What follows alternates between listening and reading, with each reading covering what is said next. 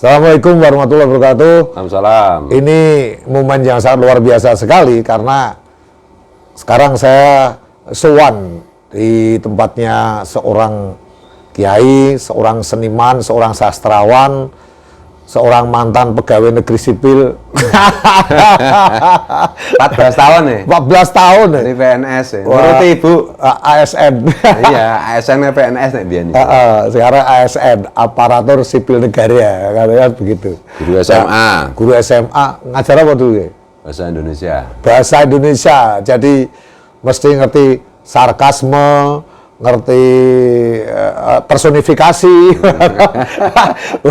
Itu peribahasa apal ngotok 14 tahun coy. Nah, Kiai Muhammad Fuad Riyadi ya, dan saya adalah santrinya Santri Beling. Iya, kalau di medsos Gus Fuad Pleret. Kalau di medsosnya Gus Fuad Pleret, itu di channel. Nah ini kan Pak Hendro Pleret. Saya Hendro Pleret. Pusat Peradaban Islam. Wah, karena Pleret Pusat Peradaban Islam dan Kebudayaan Islam. Dan Kebudayaan Islam di tahun 1645. Iya, Sultan Agung. Sultan Agung dilanjutkan dengan Mangkurat. Iya, itu. kita ini kan keturunan Sultan Agung kabeh. Iya. Iya. Cuma saya keturunan ke-8. Oh iya. Kalau pesugihan itu Pak sampai ke apa? Pitung turunan tuh ya. Nah, turunan ke-8 tuh bagiannya rutang. Tadi, wah ini warisannya orang entek nganti pitung turunan gitu. Iya. Sing aku turunan ke-8. Iya. Jadi saya nyaurutang turunan 8. Oke, sehat Gus? Alhamdulillah. Alhamdulillah ya. Ini di Pondok Pesantren Rudatul Fatihah atau lebih disingkat dengan Rofa ya. Nah, kegiatan di Rofa ini yang terkenal adalah Simtuduror tiap Ahad malam ya. Nah, kalau nanti teman-teman semuanya atau siapapun ke daerah Jogja, ke Pleret, jangan lupa ikut bersama-sama Simtuduror bersama Gus Fuad Pleret ini, karena beliau ini langsung dari guru sekumpul yang ada di Martapura itu sih. Dan tapi jangan lupa saja di sini ada tahfidz juga. Oh, Al-Quran. Oh iya, ada tahfidz juga. Santri kita yang udah juara internasional 2 loh. Oh, siapa itu? Iya, itu yang anak Padang itu sekarang belajar di Kairo, yang satu masih di Jogja sini. Masya Allah, luar biasa. Iya. Ini saya terlambat, kurang update ini ya. Iya, juga ada kajian kitab. Betul. Jadi jangan dikira cuma YouTuber. Kegiatannya oke. YouTuber, terus nanti Gus Fuad bikin pengobatan tradisional dengan trik. Ora, maksudku enggak kayak pondok pesantren dia, asik agak viral gitu. Terus bisa nyalain. Terus petir. Iya, mau siram. Ternyata ada tombelnya. Itu kalau ngono kuwi gaweane mungkin gaweane Gus Fuad sama itu tahun 70 80 sih cilik dolanan gitu. Zamannya SD lah. Trik-trik semacam itu. Sekarang itu enggak ada trik-trik. Sekarang kudu transparan, ya kudu bloko suto apa adanya, itu yang penting. Nah, ini Gus Fuad, saya sambanginya kadang-kadang Gus Fuad, kadang-kadang Kiai, kadang-kadang ya nanti piye lah, karena beliau ini tidak tidak senang dinaik-naikkan, orangnya biasa saja, humanis dan romantis. Yes. Dan itu terbukti nih romantis itu. Bojone pirang-pirang. Pengakuan. Nah, karena gini, Jogja ini kan baru viral tentang pemaksaan jilbab yang tanda petik itu dipinter jadi tutorial ya itu.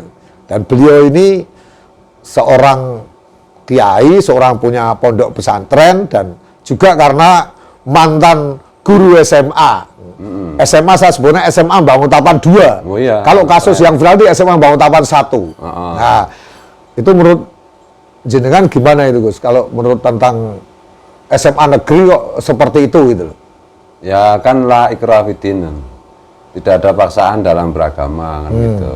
Jadi orang mau pakai jilbab mau tidak pakai jilbab itu ya terserah, karena kita negara Pancasila kan gitu toh. Jadi ini bukan negara Arab aja sekarang nggak pakai jilbab nggak apa-apa, ini malah Indonesia kayak begini kan. Betul. Jadi tapi itu ya Mas Hendra, saya amati ini memang kadronisasi di institusi pendidikan di Bantul ini memang terasa. 2 tahun yang lalu kira-kira itu saya dengar kabar juga ada satu SMA yang menutup studio musik karena kepala sekolahnya bilang musik itu haram, kan gila itu. Aku pemusik ya, aku artis ya. Lah saya pendak dino nyetel dangdut koplo. Nah, ya lu. Dan yang kedua itu kalau kita masuk beberapa SMA itu ya, itu menurut saya ada intimidasi yang sifatnya gitu loh, yang berbaju agama. Gitu. Misalnya apa itu? Misalnya begini, SMA kita masuk misalnya satu SMA negeri di Bantul, nggak usah saya sebut lah, karena anak saya masih SMA nanti jadi perkara lah. Itu di situ wis ono kaligrafi, sudah temboknya ada quote-quote apa tulisan hadis Quran. Ya itu bagus, wong aku ya kiai. Wong pondok kowe ora ono quote-quote hadis ya malah SMA. Ya, tapi kan itu institusi pemerintah. Yang dimana pemerintah itu melindungi semua umat beragama. Coba bayangkan kalau ada siswa di situ yang non muslim. Kan terintimidasi itu, ada Quran besar banget di lobi sekolah, itu bagi saya kan intimidasi. Dan nanti udah lihat gurunya jenggoten segini, terus celananya congklang, nggak apa-apaan itu. Ini bagi saya ini tambah lagi Gus, batu ireng. Wah iya. Lah sholat digatul-gatul. Iya. Saya itu mau jenggoten, mau batu ireng, mau apa itu silahkan saja. Tapi saya kan pernah jadi PNS dan ini saya nggak tahu ini Kang Halim ini Bupati ini Bantul ini ngapain juga gitu kerjaannya itu. Masa kayak gini nggak diurus. Jadi maksudnya begini, kalau misalnya ya saya sebagai guru ASN, kan ada aturan seragam, ada aturan penampilan. Kenapa sekarang nggak diatur itu? Kalau mau jadi ASN, ya jangan pelihara jenggot. Kalau kamu pelihara jenggot itu adalah sunnah macam-macam, ya jangan nggak usah jadi ASN. Karena ASN itu harus netral. Nah ini menurut saya harus lah. Kalau perlu ya sampai Menteri Aparatur negara PAN ya. Jadi misalnya seorang pegawai negeri atau seorang anggota TNI atau seorang anggota Polri nggak boleh itu di kantor pakai celana congklang, nggak boleh pelihara jenggot, nggak boleh memperlihatkan baduke hitam, gitu loh. Kalau nggak mau, ya resign aja. Nah, gitu. Jadi harus ada standar penampilan. Kayak misalnya jadi pramugari, standar penampilannya kayak gitu. Jadi pilot standarannya kayak gitu. Jadi masinis kayak begitu. Jadi nggak boleh terus atas nama ini sunnah ini. Iya kalau sunnah ya sunnah aja, kamu lakukan aja, tapi jangan di institusi.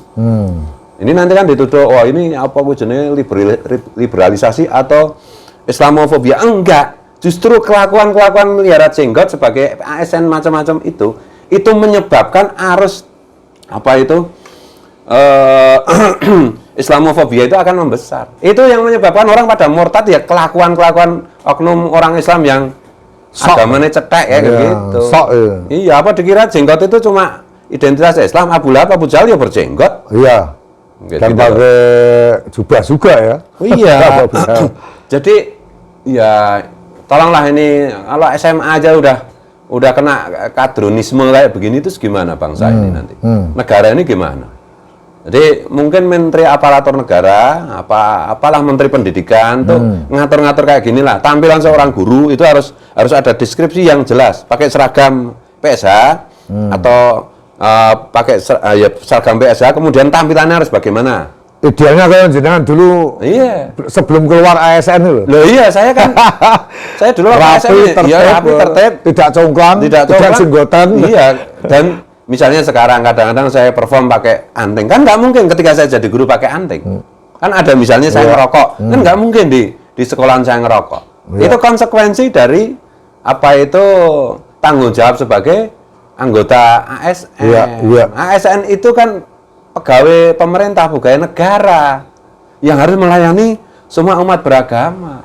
Tapi mungkin kan beberapa tahun yang lalu ada literasi yang menyebutkan bahwa banyak ASN itu sudah terpapar dan terkapar mungkin ya oleh kadrun, kalau istilahnya kita kadrun saya sudah masuk ke sana gitu.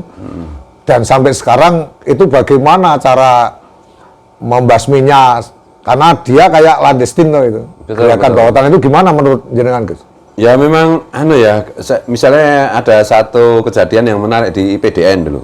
Kan ngundang si Raja Kadron itu. Oh iya.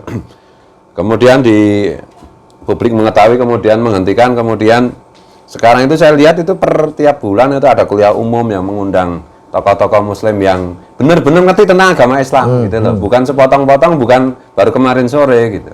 Saya lihat ada Pak Mahfud, ada Mbak Yeni, ada siapa lagi, ada siapa itu. Kalau nggak salah Buya Rozi juga dipanggil juga diminta ceramah juga di sana, ada Gus Muafik.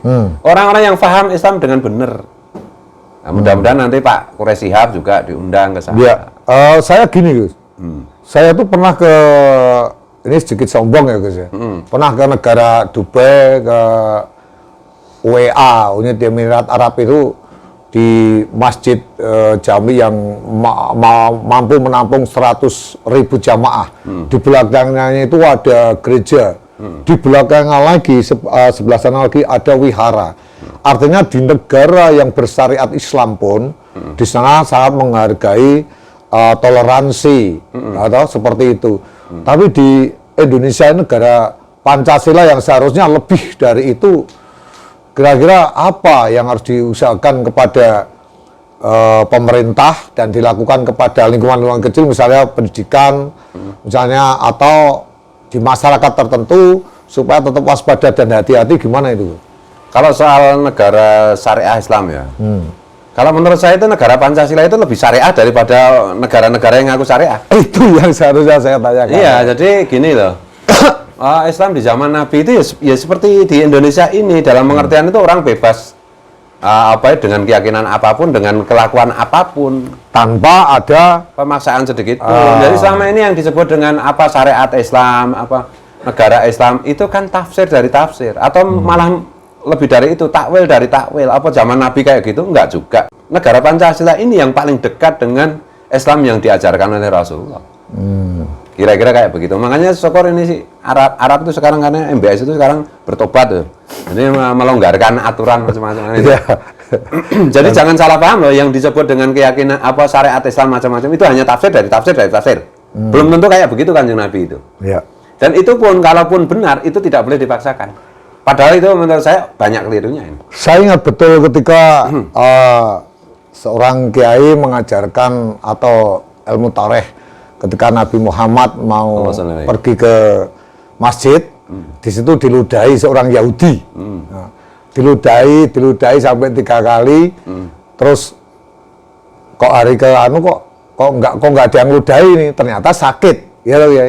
Ternyata sakit, terus Kanjeng Nabi Muhammad SAW ini malah menjenguk, oh ternyata loh kamu kok sakit toh, itu kan sangat luar biasa sekali gitu loh. Terus kita sebagai umat Islam ini kadang-kadang di Indonesia mayoritas tuh kayak menang-menangon dewe. Ini gimana kesan jenengan Kiai? Jadi gini ya, kita itu prihatin karena di Indonesia Islam itu mayoritas. Ya, karena mayoritas itu kadang-kadang ada sebagian yang dalam tanda petik itu tidak berkualitas. Dan itu menjadi agen yang buruk, mempromosikan yang buruk tentang Islam. Jadi misalnya tadi Pak Hendra itu menarik ketika cerita tentang Rasulullah itu diludahi, kemudian yang meludahi justru ketika sakit ditengok gitu. Jadi kita rekonstruksi itu kurang lebihnya seperti ini. Rasulullah itu pribadi yang amat sangat menarik, semua orang jatuh cinta, kecuali orang yang sangat kebangetan lah, kayak Abu Lahab, Abu Jahal, atau kecuali orang yang punya kepentingan yang khawatir kepentingan jahatnya kepada sesama manusia itu seperti Abu Lahab, Abu Jahal itu terganggu. Tetapi pada dasarnya, prinsipnya Rasulullah itu adalah pesona. Orang yang sangat mempesona dari segi apapun. Orang yang sangat membuat semua orang itu kelepek-kelepek jatuh cinta lah. Gitu loh, karena kepribadian beliau. Karena memang di dalam diri Rasul itu ada akhlak yang sempurna. Nah ini sekarang bandingkan itu. Orang ngaku Islam, orang ngaku dakwah Islam, orang ngaku penerusnya Rasulullah, orang ngaku keturunannya Rasulullah, kelakuannya kayak Abu Lahab, Abu Jahal, gimana? Gimana kita bisa jatuh cinta? Islam itu kan membuat orang jatuh cinta, bukan membuat orang jadi ketakutan atau tertekan atau terintimidasi. Ini kan konyol bagiku itu. Jadi mari kita kembalikan Islam sebagai sebuah pesona, Islam sebagai sebuah keindahan, Islam sebagai sebuah apa itu membuat orang jatuh cinta itu. Karena Rasulullah itulah maha cinta, maha indah, maha pesona, maha apapun. Gitu loh. Maha kekasih. Iya, sekarang pokoknya ini dosa ini. Ya Allah, apa kayak gitu dulu? Jadi apa itu? Mari kita kembalikan Islam pada yang sesungguhnya. Sesuatu yang menarik, sesuatu yang indah, sesuatu yang membuat orang kelepak-kelepak lah. Islam itu harusnya begitu. Ustadz ya harusnya begitu. Kiai ya harusnya begitu. Meskipun nah aku kan terbukti membuat kelepak-kelepak, nyatanya ya bojoku papat ya. Apa pesonane sithik lah. Jadi Islam itu sesuatu yang ideal, yang benar-benar apa itu dibayangkan oleh manusia yang setinggi-tingginya. Islam itu lebih dari itu. Islam itu adalah harapan, Islam itu adalah rasionalitas. Lah kok malah kita dibawa ke yang jorok-jorok kayak gitu, gimana toh? Berarti kembali ke kasus semula itu, bahwa ketika ada sekolahan yang memaksakan jilbab kepada siswanya dan terakhir dia memelintir bahwa itu hanya tutorial, itu sangat tidak islami ya Kiai. Oh, sangat tidak islami, itu sangat kafiri itu. Sangat Dan kafiri. itu membuat citra buruk Islam. Islam itu menghargai kebebasan. Bebas mau beragama boleh, tidak boleh. Mau melaksanakan pakai jilbab boleh, tidak boleh. Itu kan urusan pribadi dia dengan Allah.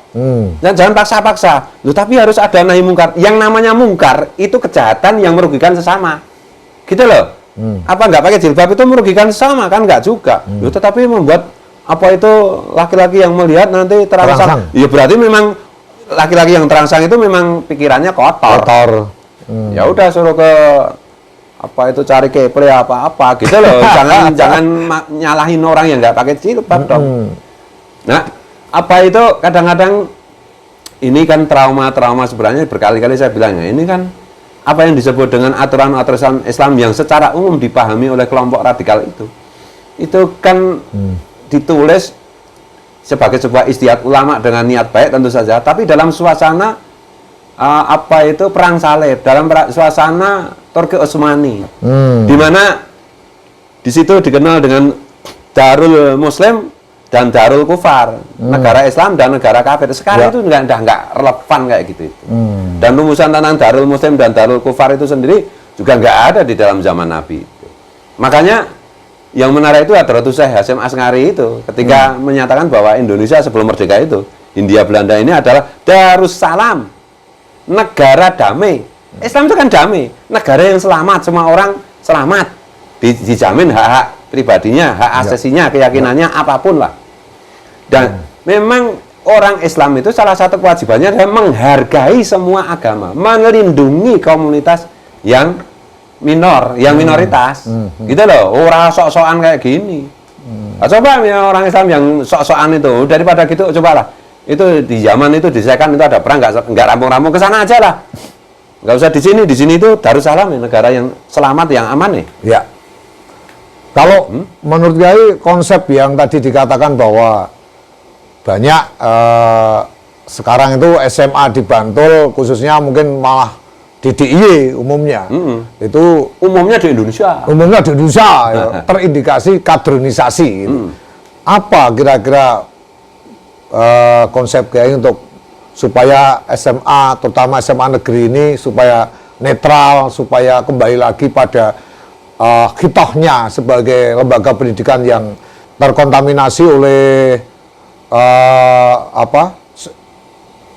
ideologi yang mungkin masuk ke radikal gitu.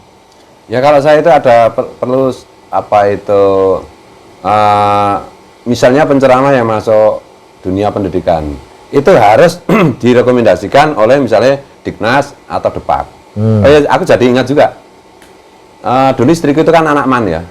Anak MAN sekarang udah lulus ya. Itu setiap tahun 2010 aja di MAN dia tempat belajar itu ada guru yang sudah kadrun. Iya, beneran loh.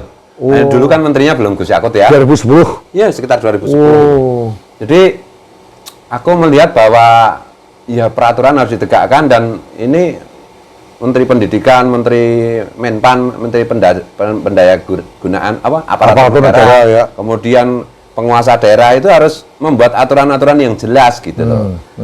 Misalnya itu tadi dari segi yang sepele-sepele aja, lingkungan sekolah itu harus netral. Nggak boleh terlalu banyak simbol-simbol keagamaan. Ya. Karena harus diingat bahwa sekolah negeri itu adalah milik semua umat beragama, bukan milik satu kelompok agama. Yang kedua, misalnya tampilan guru, karyawan, itu harus begini dan begitu. Kalau mereka bilang ini kan hak asasi, misalnya pelihara jenggot, celana congklang, iya. Tetapi kalau kamu jadi ASN, kamu konsekuensinya harus mengikuti aturan. Kalau kamu merasa hak asasimu terganggu dengan menjadi ASN, ya nggak usah jadi ASN.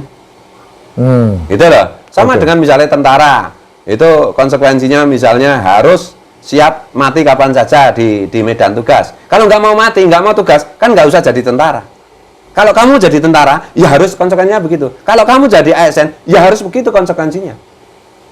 Gitu.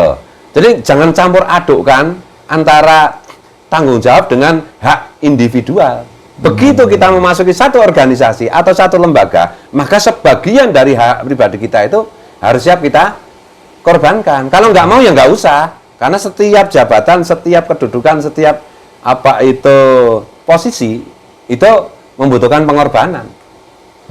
Ini menurut saya ya, Menteri Pendidikan belum bergerak sedikit pun, penguasa daerah juga belum semuanya bergerak, Menteri Aparatur Negara juga mungkin belum sempat ya, karena negara kita urusannya bukan banget. Betul.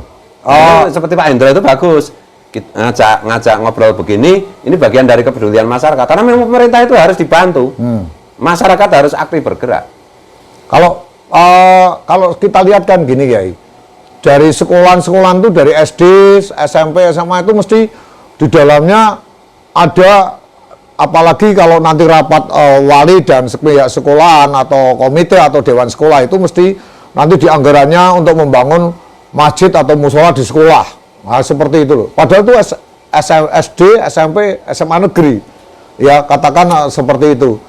Itu kan sebenarnya kan terus kalau kita lihat bangunannya bagus tapi nanti di situ itu ya hanya untuk hanya untuk kayak proyek awal-awalnya. Nah itu apakah semacam itu juga perlu dipikirkan kembali ya? Nah kalau sekolah itu membuat musola atau masjid di dalam sekolah, maka di situ konsekuensinya kalau di situ ada siswa yang Nasrani juga harus dibikinkan gereja. Kalau di situ ada Hindu juga harus dipikirkan pura. Ya, iya, jangan cuma anu aja, itu loh. Dan ya memberikan fasilitas ibadah itu perlu baik. Tapi semuanya harus diberi dong, jangan yang satu diberi, yang satu tidak. Itu namanya Bang Cinde, Bang Ciladan. Ya kayak gitu. Kasih ya. Oke. Terakhir ini, satu kata terakhir untuk Kiai. Ya. Kira-kira jadi Kiai sama SN enak mana? Ya sama enaknya gitu loh. Kalau jadi ASN kan dulu saya nggak bisa ngerokok di sembarang tempat. Jadi guru kan konsekuensinya begitu karena aturannya guru nggak boleh ngerokok itu di lingkungan sekolah. Kalau jadi Kiai kan ya bisa ngerokok. Kalau ASN tuh mau kawin lagi kan harus minta izin atasan. Kalau Kiai kan nggak usah minta izin atasan gitu loh. Oke. Untuk sobat dan di mana saja berada, terima kasih saya diberikan kesempatan oleh Kiai Muhammad Fuad Riyadi kali ini, Gus Fuad Pleret ya. Kesempatan ini sangat langka dan beliau ketika saya telepon spontan, oke sekarang langsung eksekusi ya. Padahal udah 3 bulan ini saya nggak nemui tamu. Ya, 3 bulan beliau nggak nemui tamu dan terima delik, makanya kita pakai latar belakang di belakang ini. Ya, pojok lah. Pojok. Karena khawatir ketahuan tamu. Nah, makanya saya merasa beruntung dan subhanallah, alhamdulillah, Allahu Akbar bahwa saya bisa ketemu dengan Gus Fuad kali ini ya. Terima kasih Gus Fuad, mudah-mudahan ini bisa memberikan pencerahan pada satu ya. Apa? Silakan. Jadi beragama, berislam itu bukan soal berritual. Ritual itu urusan pribadi. Mau sholat, mau jenggot, mau macam-macam. Itu harus disesuaikan tempat. Yang kedua, beragama itu maknanya bagi semua kehidupan itu adalah berbuat baik. Gitu loh, berbuat baik kepada sesama. Bukan maksa orang harus pakai jenggot, harus pakai jilbab, itu bangsat itu. Ini aku keras ini, gitu. Terima kasih. Mudah-mudahan ini bisa menekan bagi kalian yang tidak punya toleransi. Assalamualaikum warahmatullahi wabarakatuh. Waalaikumsalam warahmatullahi wabarakatuh. Saya Indro Pleret, anti kekerasan, rindu kekenyalan. Terima kasih sudah nonton. Jangan lupa like, share, dan subscribe ya.